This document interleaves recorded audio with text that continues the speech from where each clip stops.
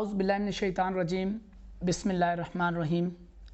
अस्सलामु अलैकुम रहमतुल्लाहि व बरकातहू। प्रोग्राम तदब्बर आदमियत से इंसानियत के साथ बंदा नाचीज़ मोहम्मद वक़ार अहमद हाज़िर खिदमत है। मौजूद नाज़रीन, उम्मीद करता हूँ कि आप अब खैर वाफ़ियत से होंगे। आज चंद रोज़ पहले एक मामला मेरे मुशाहिदे से गुज़रा, तो मैं चाहता हूँ कि आज उस पर जो है वो बात की जाए। वो मामला कुछ ऐसा था कि एक नौजवान ने मुझसे एक बुज़ुर्ग की शिकायत की और कहने लगे कि मैं मस्जिद के दूसरे सेन के अंदर जो है वो नमाज़ पढ़ रहा था, तो उन बुज़ुर्ग ने मुझसे ये बात कर दी कि ये कौन है जिसे इतनी गर्मी खाई जा रही है कि उसने अकेले ही आकर पीछे पंखा चलाया है और नमाज अदा कर रहा है, जबकि ऑलरेडी पहले सेन के अंदर 2-3 पंखे चल रहे थे। तो बड़ा आग बगोला था और कहने लगा कि ये उन्होंने ज़्यादती की है। एक दफ़ा तो मेरा वो कहते हैं कि दिल किया कि मैं नमाज़ तोड़ूं और उनको इस चीज़ का जवाब दूं। तो मैंने उनसे रिक्वेस्ट की कि यार, आपने उनकी उम्र का ध्यान करना था और जिस उम्र में अब वो हैं,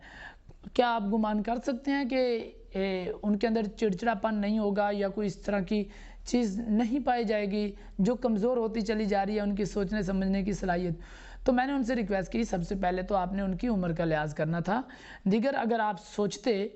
थोड़ा सा भी सोचते, तो आप हरगिज़ भी इतना आग बगोला ना होते जितना कि अब आप नज़र आ रहे हैं। तो थोड़ी सी स्पेस देने की हमें ज़रूरत पड़ती है। ये मैटर था जिसने फिर मज़ीद दीगर बहुत सारी चीज़ों की तरफ जो है वो मेरी तवज्जो दिलाई। आज के ज़माने का अलमिया ये है कि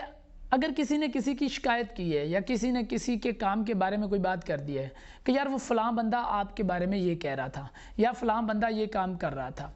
तो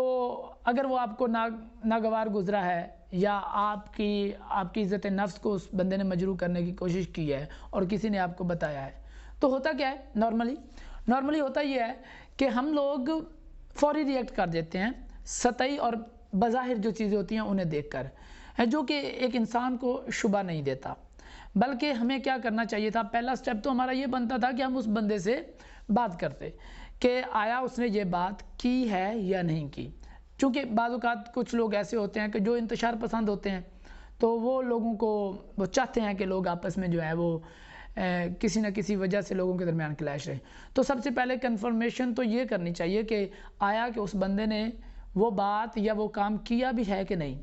और अगर उस बंदे ने वो बात की है या वो काम किया है तो आप उनसे उनकी वजह दरियाफ्त करें कि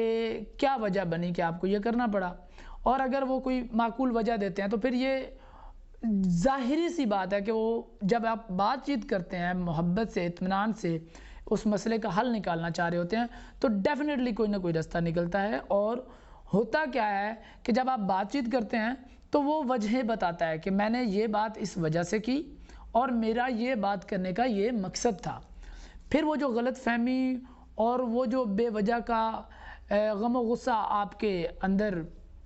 उभर रहा होता है, उसको बहुत हद तक जो है वो इत्मीनान मिल जाता है। तो यही जो गलती है जो हम अक्सर औक़ात हमसे हो जाती है कि हम सतही और ज़ाहिरी चीज़ों को देखते हैं। बज़ाहिर उस बंदे ने ये बात कर दिया, जी ये तो बहुत गलत हो गया, उसने तो मेरी पगड़ी उछाल दी, उसने तो मेरे साथ ये कर दिया, जबकि हम एक छोटा सा जो हमसे काम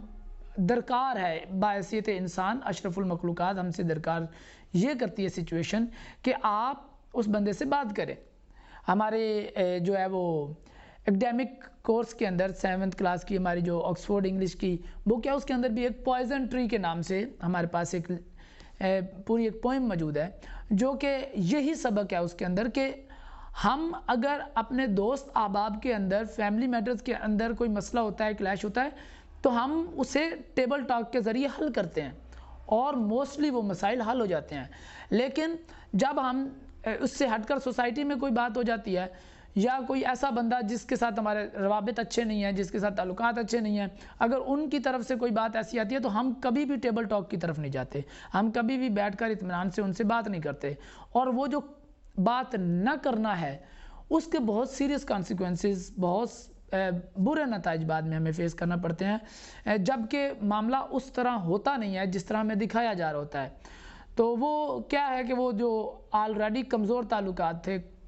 कम मेल जोल था, उसको उन मसाइल को मज़ीद हवा दी जा रही होती है और हमारे क्लैशेस फिर बहुत बड़े नुकसान का सबब बनते हैं।